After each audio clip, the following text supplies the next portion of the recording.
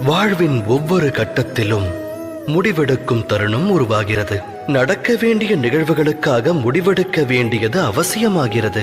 அந்த முடிவும் தன்னுடைய தன்மையை வெளிப்படுத்துகிறது. மானிடர் தம் வாழ்வில் எடுக்கும் முடிவு 2 விளைவுகளை விளைவிக்கும். நன்மையையும் உருவாக்கும், அது தீமையையும் வாரி வழங்கும். அது வேறொருக்கும் சக்தி படைத்தது. இன்னல் ஒன்று தோன்றுகையில் மனமானது சஞ்சலம் அடைகிறது. வேதனை மனதை வியாபிக்கிறது. முடிவெடுக்க வேண்டிய தருணம் யுத்தமாகிறது. மனித மனமானது யுத்த பூமியாய் மாறுகிறது. இக்கட்டான சூழலை போக்கும் உபாயத்தை மானிடர் தேடுவதில்லை. மனதினை சாந்தப்படுத்துவதற்கே அவர்கள் முயல்கின்றனர். ஆனால் ஓடிக்கொண்டே உணவருந்த இயலுமா என்ன?